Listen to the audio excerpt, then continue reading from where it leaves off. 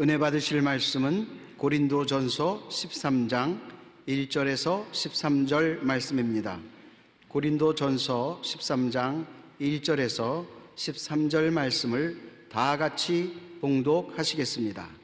내가 사람의 방언과 천사의 말을 할지라도 사랑이 없으면 소리나는 구리와 울리는 꽹과리가 되고, 내가 예언하는 능력이 있어 모든 비밀과 모든 지식을 알고 또 산을 옮길 만한 모든 믿음이 있을지라도 사랑이 없으면 내가 아무것도 아니요, 내가 내게 있는 모든 것으로 구제하고 또 내 몸을 불사르게 내줄지라도 사랑이 없으면 내게 아무 유익이 없느니라.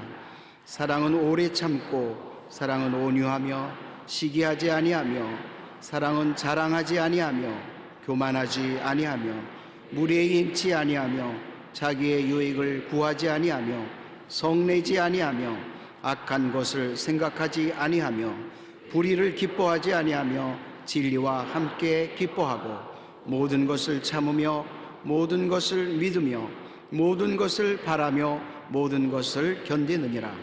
사랑은 언제까지나 떨어지지 아니하되 예언도 패하고 방언도 그치고 지식도 패하리라.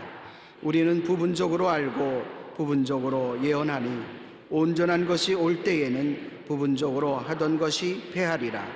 내가 어렸을 때에는 말하는 것이 어린아이와 같고 깨닫는 것이 어린아이와 같고 생각하는 것이 어린아이와 같다가 장성한 사람이 되어서는 어린아이의 일을 버렸노라. 우리가 지금은 거울로 보는 것 같이 희미하나 그때에는 얼굴과 얼굴을 대하여 볼 것이요, 지금은 내가 부분적으로 아나 그때에는 주께서 나를 아신 것 같이 내가 온전히 알리라.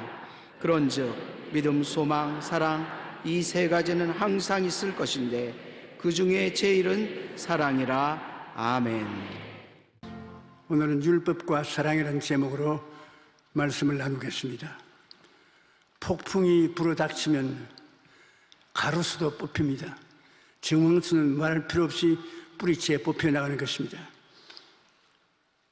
그러나 그렇게 간밤에 바람이 불고 야단을 쳤지만 앞 동산에 그 많은 나무가 까딱없이 서 있습니다. 왜 그럴까요? 그 이유는 산에서 자란 나무는 흙 밑에서 서로 뿌리가 껴안고 서로 붙잡아주기 때문에 폭풍우를 견딜 수가 있습니다. 정원에 있는 나무는 고독하게 혼자 고고히 날 좀 보소, 날 좀 보소, 동티시달 꽃본듯이 날 좀 보소. 그런데 바람이 부니까 보늘게 되시면 뿌리채 뽑아버리지. 그러나 산에 있는 숲풀은 흙 밑에 서로 뿌리를 내서 끌어안습니다. 서로 사랑하고 끌어안고 있어. 저리 바람이 많이 불면 여기서 더 힘을 보태어주고, 그래서 서로 사랑의 뿌리로 밀어주고 당겨주고 하기 때문에 폭풍우를 견뎌낼 수 있는 것입니다. 우리는 자기 자신을 바라볼 때 관용과 은혜의 눈으로 바라보고 다른 사람을 바라볼 때는 사랑 없는 율법적인 눈으로 바라보기가 쉽습니다. 그러나 50보 소 100보라는 말이 있듯이 하나님 앞에서는 모두가 죄인입니다. 발이 빠른 사람은 원수 앞에서 도망을 치는데 발이 빠르니까 100보를 뛰었어요. 그러나 발이 빠르지 못한 가치 있던 형제는 100보를 못 바르고 50보밖에 못 달아났습니다. 원수에게 피하고 난 다음에 50보짜리가 100보짜리를 보고 비웃습니다. 야, 저기 겁쟁이야. 뭘 100보나 달아나. 나처럼 50보 달았으면 되지. 그 50보 달아난 것은 그가 용감해서 달아난 것이 아니라 뛰지 못해서 50보 달아난 것입니다. 우리 인생살이가 다 그런 것입니다. 우리 인생도 정도의 차이는 있으나 하나님 앞에 다 죄인인 것입니다. 돌멩이를 물에 던져보십시오. 작은 돌멩이는 퐁당 하고서 물에 깔아앉습니다. 그러나 큰 돌멩이를 던지면 붕릉 그렇게 하고 그 즉시 물에 깔아넣는 것입니다. 하지만 소리만 요란할 뿐 물에 깔아앉기는 똑같습니다. 신학자 어스틴은 말하기를 이 세상에는 두 종류의 죄인이 있는데 한 가지는 자기가 죄인인 줄 아는 죄인이 있고 다른 죄인은 자기가 죄를 짓고도 죄인인 줄 모르고 죄를 짓는 이가 있는 것입니다. 성경에는 로마서 3장 10절에 의인은 없나니 하나도 없으며 로마서 3장 23절에 모든 사람이 죄를 범하였다고 말하고 있습니다. 그러므로 사랑 없는 율법의 눈으로 다른 사람을 정죄하고 판단하면 이 세상은 비난의 소리로 가득하여 모두가 불행하게 되는 것입니다. 나는 너보다 적은 죄인이다. 나는 너보다 많은 죄를 짓지 않았다. 그렇게 율법을 가지고서 자기와 이웃을 비교하고 평론하면 너도 나도 다 함께 망하고 만 것입니다. 죄는 그 질에 있어서 나쁘고 좋은 차이는 좀 있을지 몰라도 죄인으로서의 하나님 앞에 설 수 없는 자격은 똑같은 것입니다. 율법 아래 사는 사람들은 율법을 가지고서 상대를 판단하기 때문에 언제나 다른 사람들을 비난하고 손가락질하고 욕하고 지나갑니다. 그러나 그것이 결국에는 자기를 향해서 그렇게 하는 것 같습니다.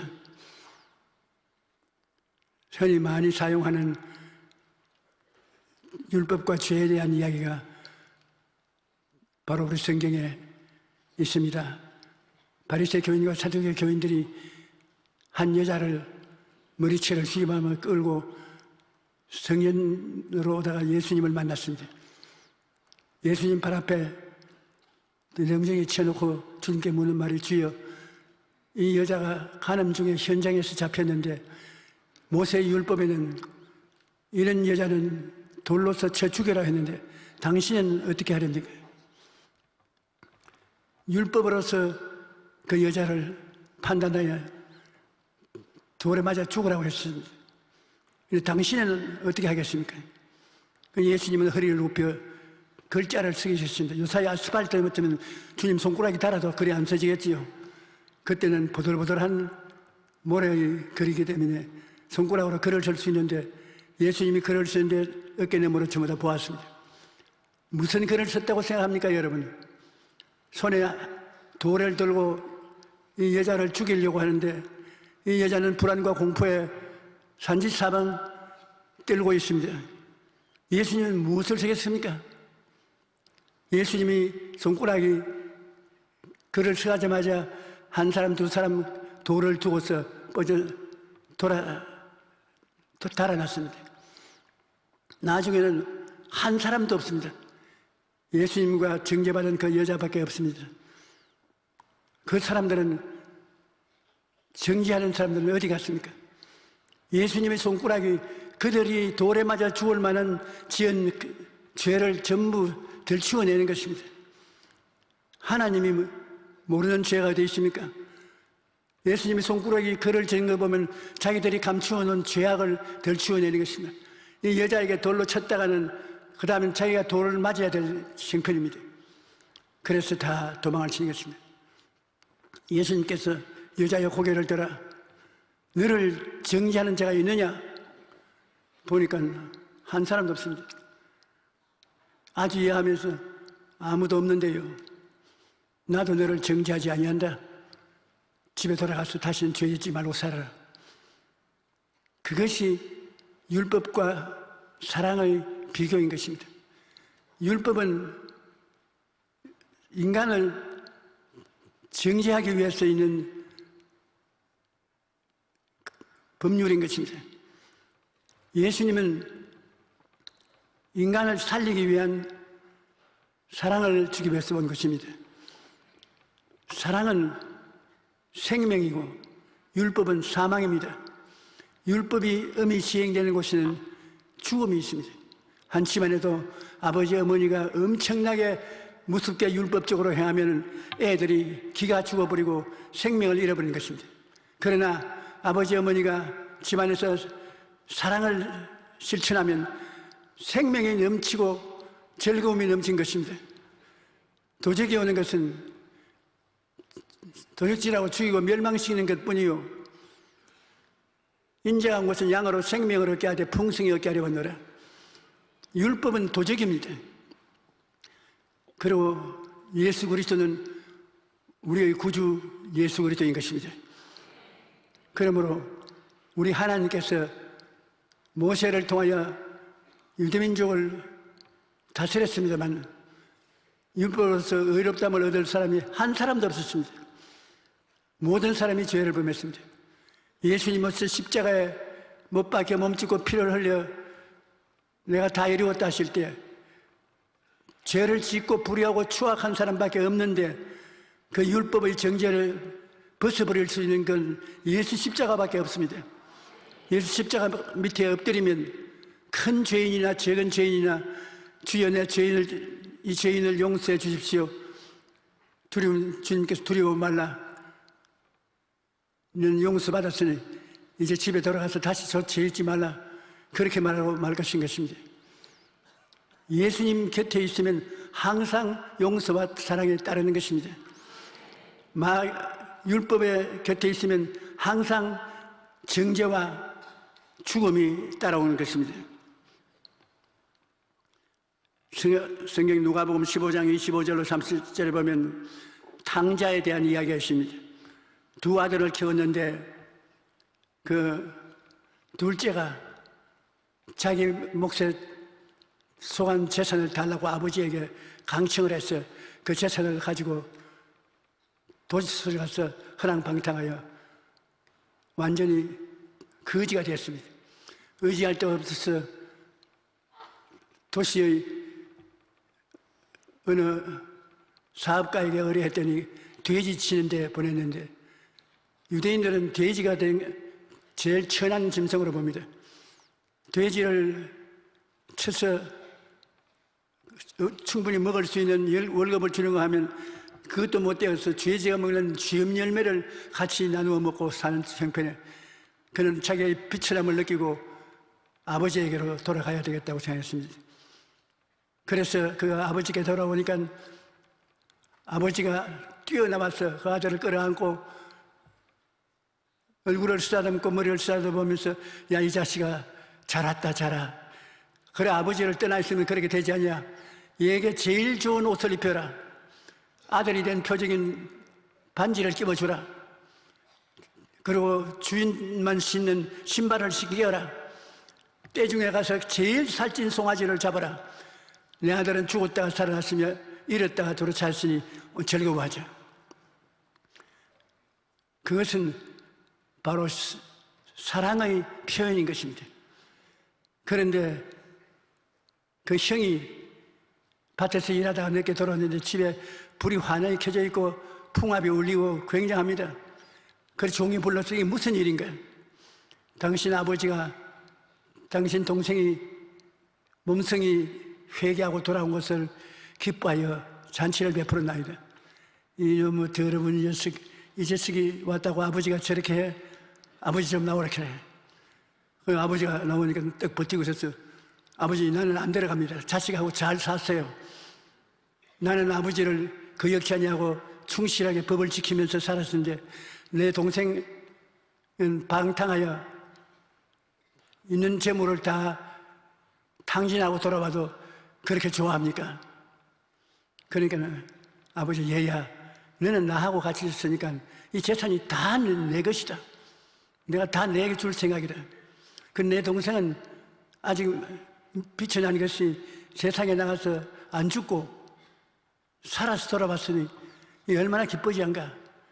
그러므로 들어와서 같이 즐기자.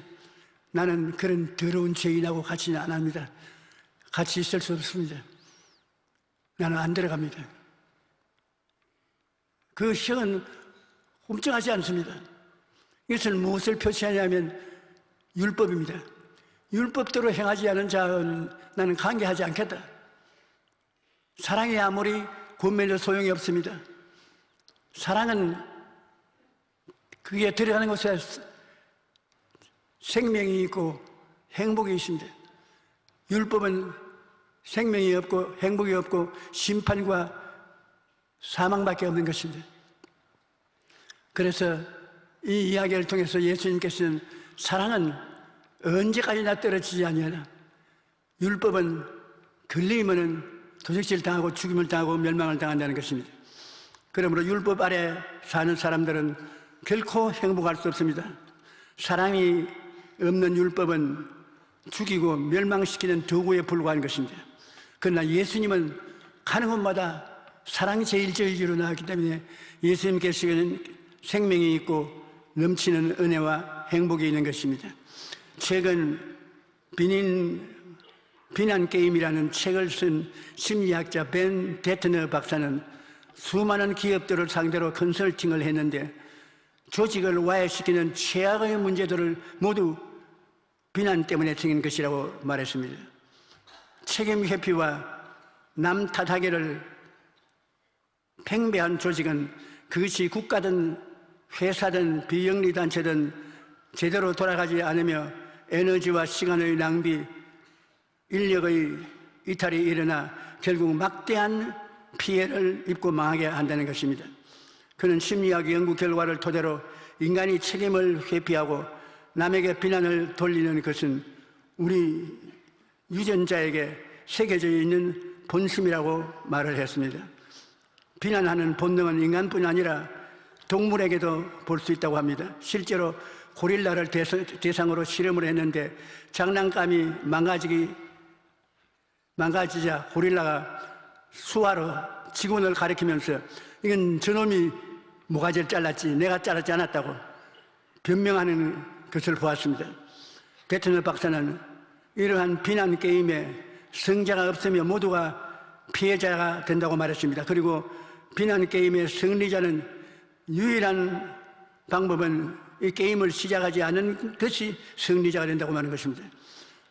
그러므로 아담과 하와가 서로 비난합니다.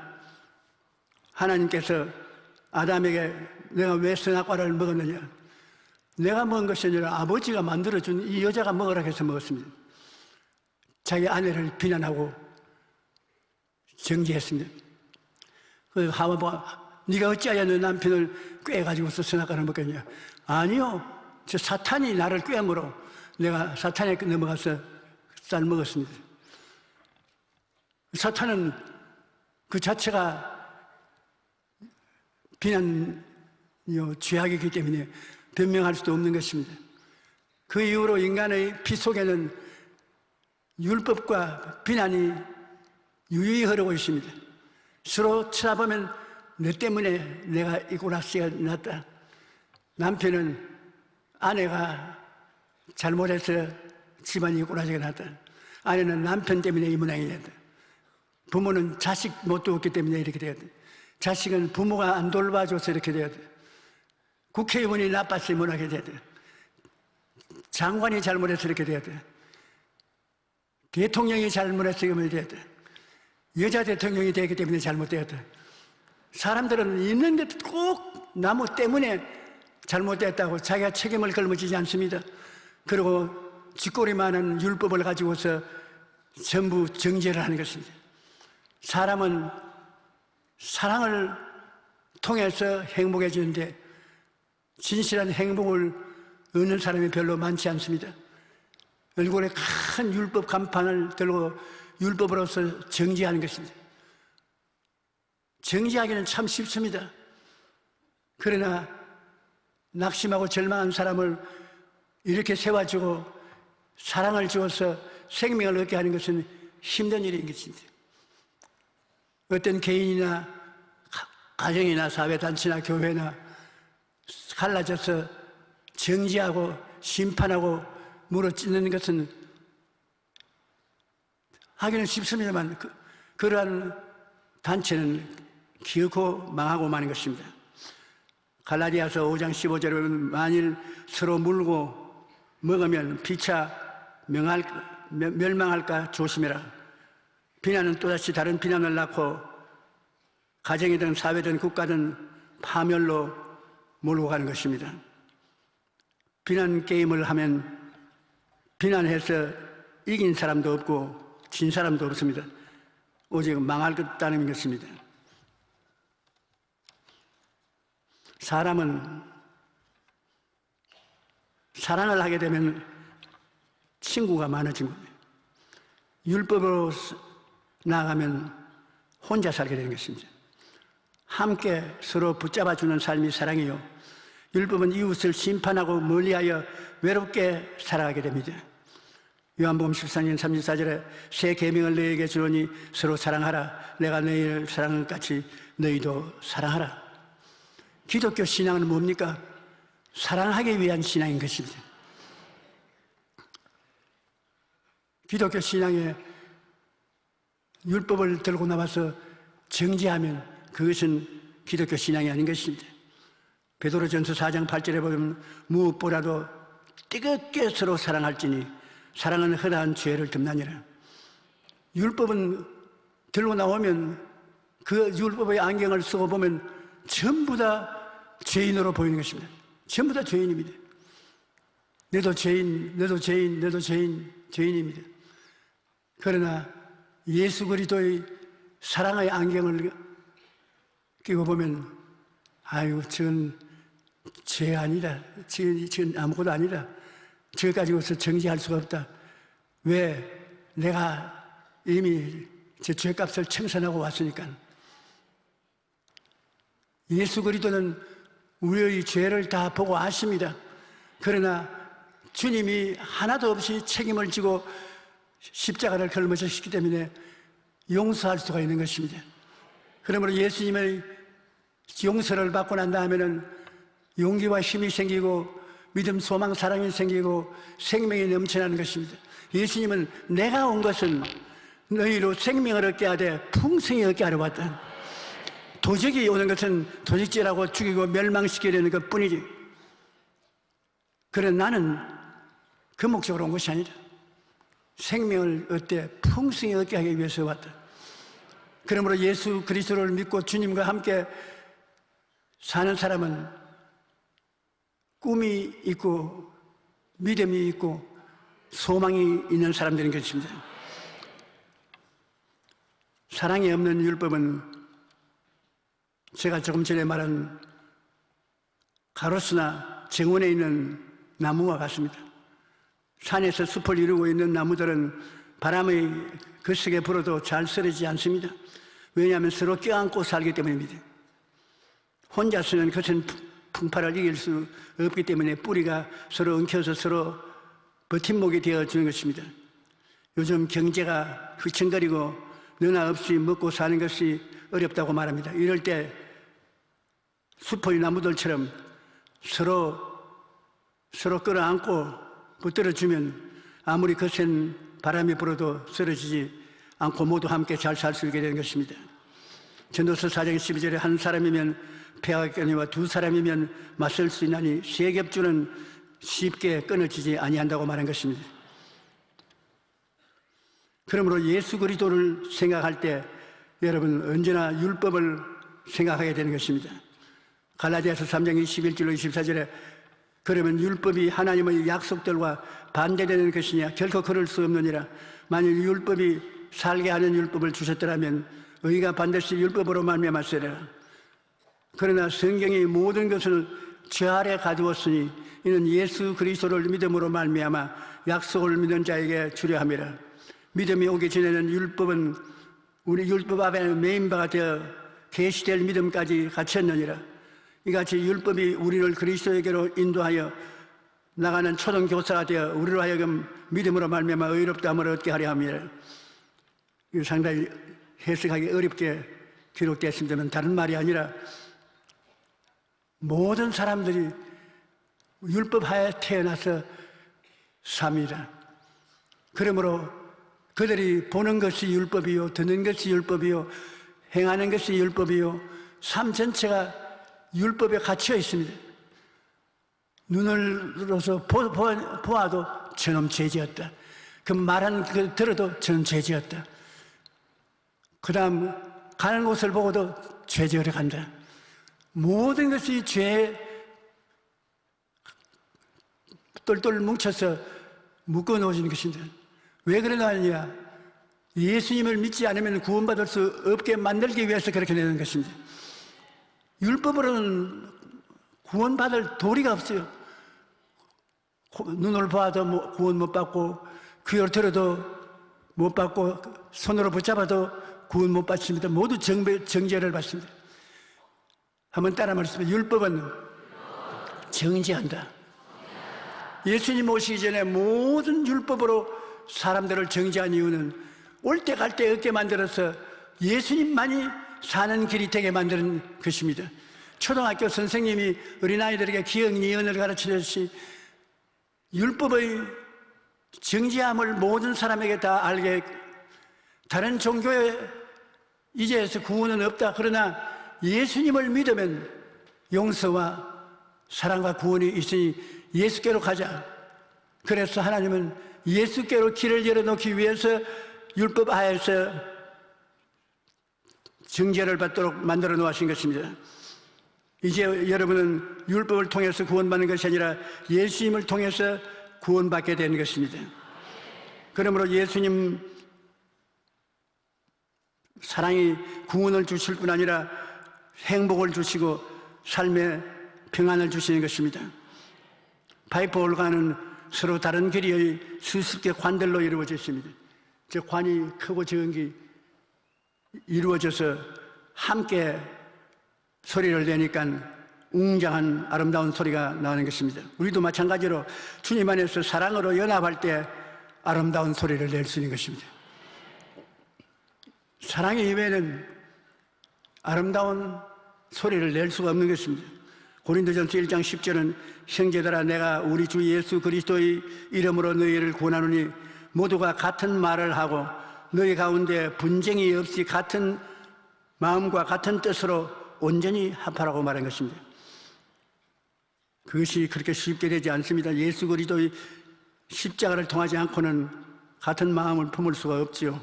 분쟁이 아니라 사랑으로 같은 마음 같은 뜻을 품고 같은 말을 할 때 아름다운 소리를 세상에 내고 변화시킬 수가 있는 것입니다. 여러분, 함께 가야 멀리 간다는 말을 들어본 적이 있죠. 기후가 추워지면 철새들은 저 북쪽으로 날아갑니다. 북쪽으로 날 때 기러기들이 자기 혼자 날아가지 않습니다. V자형을 만들어요. 내가 기러기면, 여러분 기러기면 내가 대장 기러기입니다.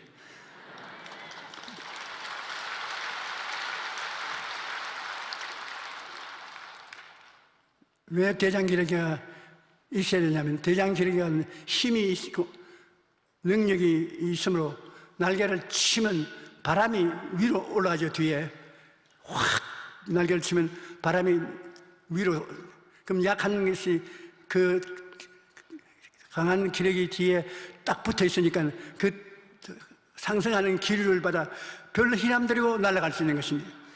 그러므로 그 기러기가 날아가면 꼭 꽥꽥꽥 소리를 냅니다.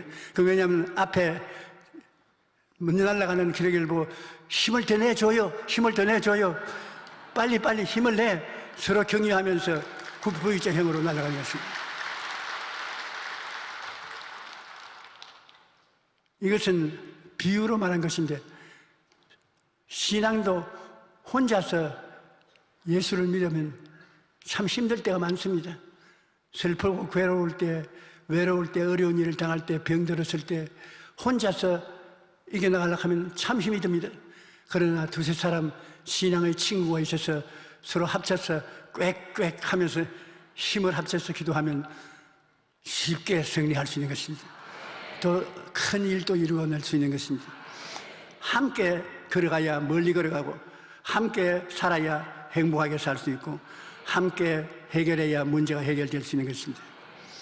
우리 인생은 지치지 않고 멀리 멀리 험한 인생길을 걸어가려면 서로 정죄하거나 비판하지 말고 사랑을 통해서 허물을 덮어주고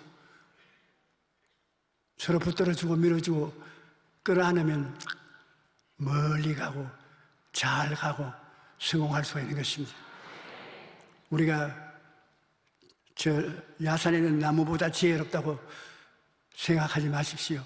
폭풍우가 다가오면 다 뿔뿔이 헤어지고 정죄하고 나만 살겠다고 떠나고 마는 것인데, 산에 있는 나무들은 힘차게 뿌리를 뽑아서 서로 뿌리끼리 끌어안고 너 죽고 내 죽고 죽으면 같이 죽지 살아도 같이 자고, 그러니 아무리 바람이 와서 불을 제껴도 까딱도 없어요.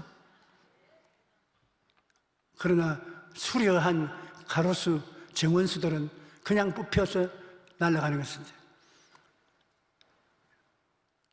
경관이 좋게 하기 위해서 심어놓은 나무들은 경관을 위한 나무들이지 사랑을 위한 것이 아닙니다. 우리는 이 세상에 사랑의 뿌리를 내어서 서로 붙잡아 줘야 역경을 이기고 살아갈 수가 있는 것입니다. 멀고 험한 인생길에서 서로를 정죄하고 비판할 것이 아니라 서로 격려하고 응원해 줘야 되는 것입니다. 인생은 함께 걸어가는 것이 가장 빠른 길이고 가장 멀리 갈 수 있는 길도 사랑으로서 서로 격려하면서 나가는 것입니다. 예수님은 우리를 살리는 주님이시므로 사랑의 주님이신 것입니다. 사랑밖에 살리는 힘이 없습니다. 율법하여서 우리를 지은 죄를 예수님이 다 사랑으로 갚아버리신 것입니다.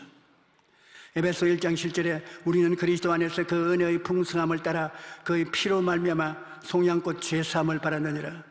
예수님의 절대 의를 주님이 입혀 주신 것입니다. 갈라디아서 3장 27절에 누구든지 그리스도와 합하기 위하여 세례를 받는 자는 그리스도로 옷 입었느니라.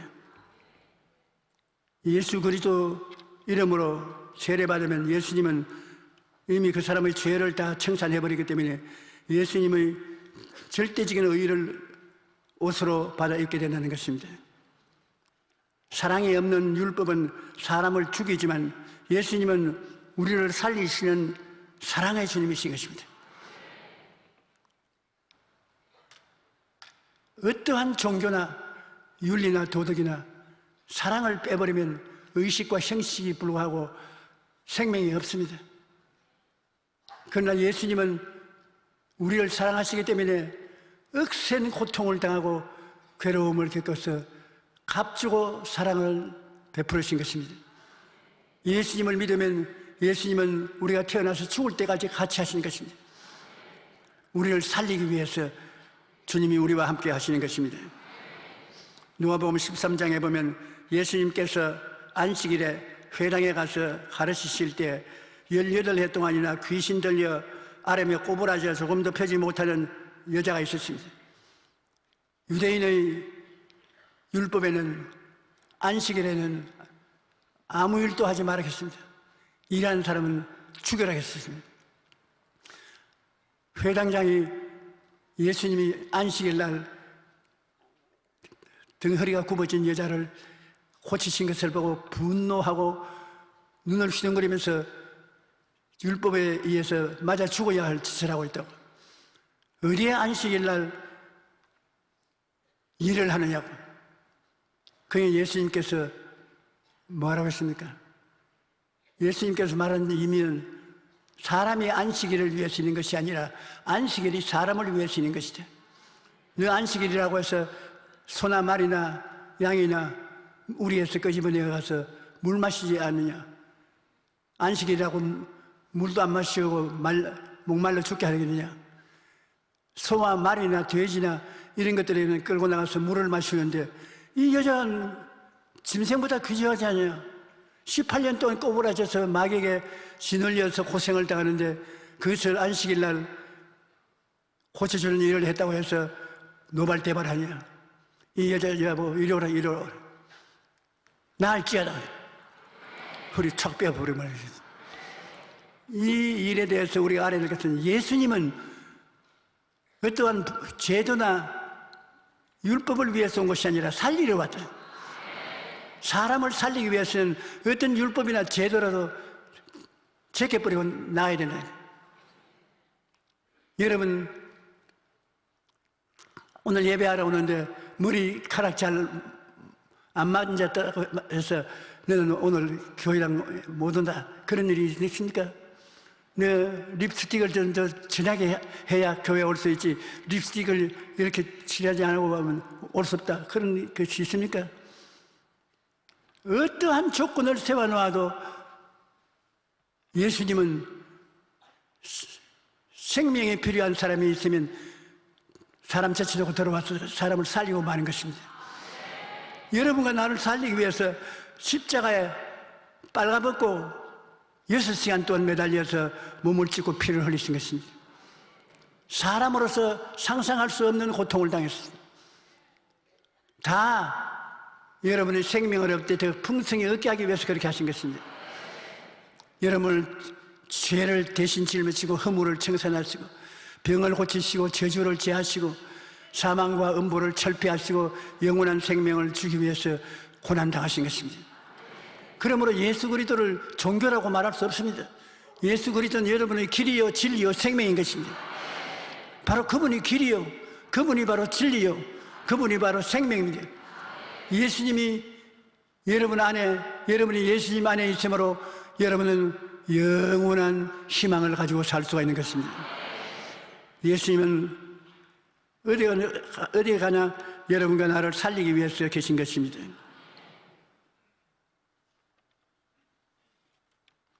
사랑이 없는 율법은 서로 간의 하나됨이 아니라 분열을 하고 파멸을 가져옵니다.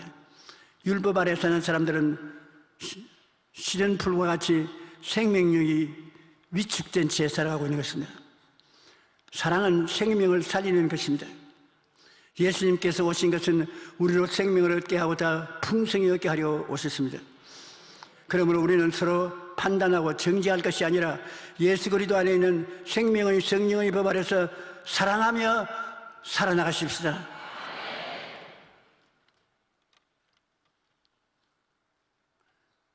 이 시대 한국의 지성으로서 불리는 위대한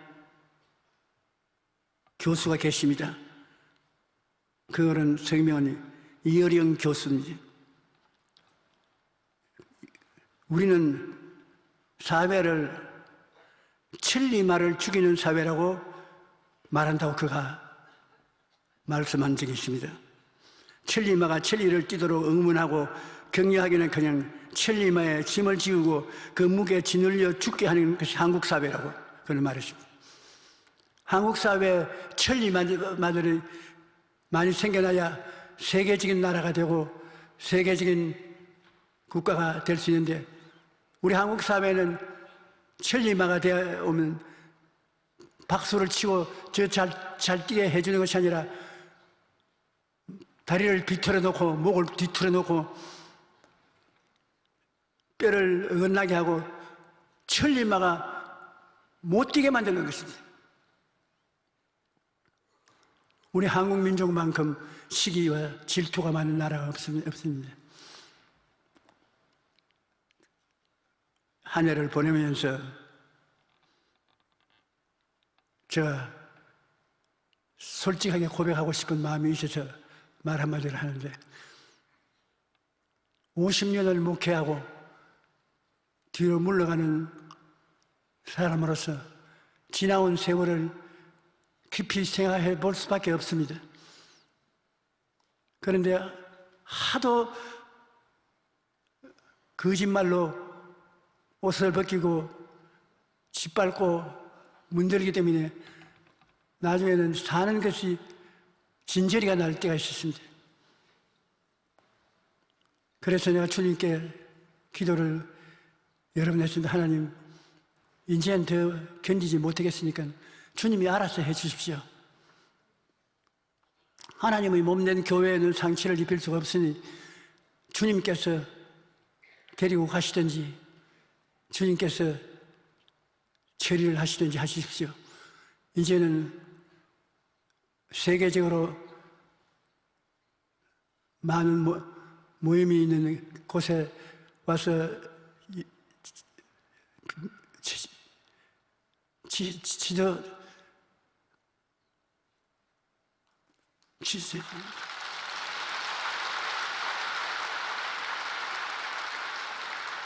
100만이 모이는 군중들을 리더해달라는 초청이 와 있어도 거부했습니다. 이제는 겁이 나서 할 수가 없습니다. 어느지 조금 집회를 잘하고 오면은 기다리고 있는 것은 정죄와 심판이요, 손가락질이요, 못 견디는 것입니다. 아무것도 안 하면 요거로도 먹지 않지만 뭘 하면 고통 속에 견딜 수가 없는 것입니다. 그때마다 주님께서 시편 37편 1절로 6절의 말씀을 제게 주셨습니다. 악을 행하는 자들 때문에 불평하지 말며 불의를 행하는 자들을 시기하지도 말지어다. 그들은 풀과 같이 속히 배임을 당할 것이며 푸른 채소같이 쇠진할 것이며로다. 야훼를 의뢰하고 선을 행하며 땅에 머무는 동안 그의 성실을 먹을 거리로 삼을지어다. 또 야훼를 기뻐하라. 그가 내 마음의 소원을 이루어 주시리로다. 내 길을 야훼께 맡기라. 그러면 그를 의지하면 그가 이루시고 내 의를 빛같이 나타내시며 내 공의를 정오의 빛같이 하시리로다.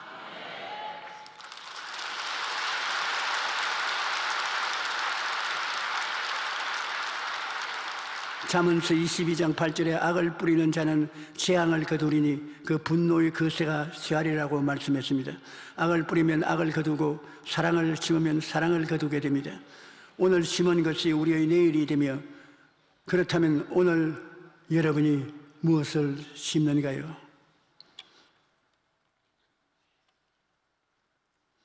일본의 유명한 소설가 미우라 아이코 여사가 속 빙점이라는 책에 이런 말을 적었습니다.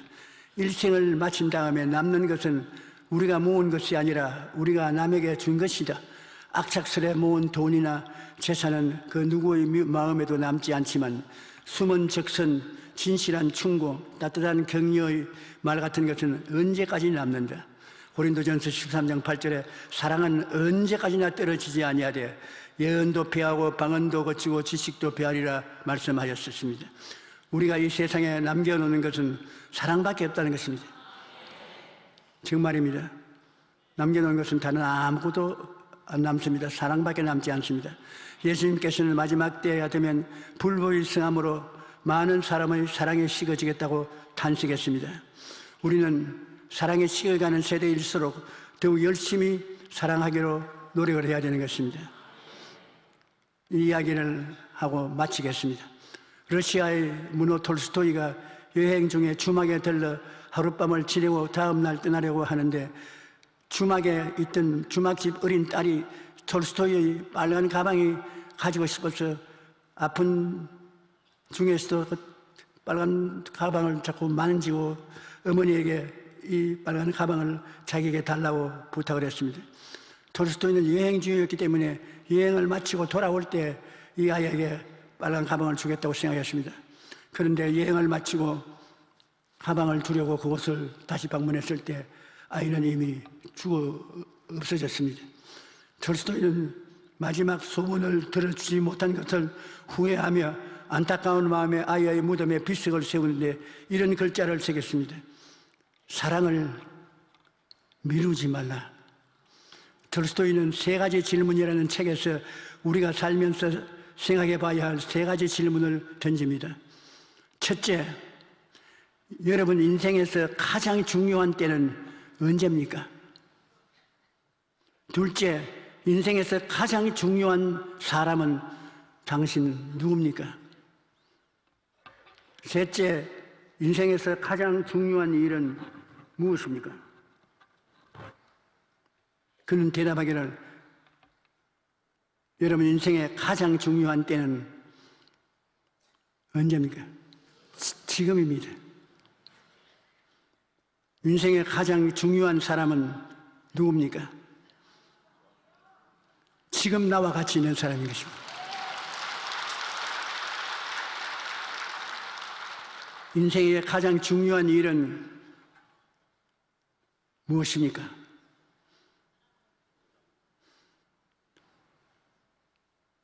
지금 사랑을 베푸는 것입니다.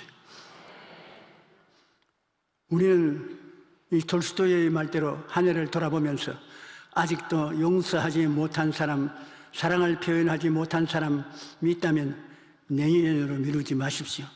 지금이라도 고마워, 미안해, 사랑해, 축복해 말 한마디라도 전달해서 청산하고 새해를 맞이해 주시기를 주님 이름으로 축복합니다.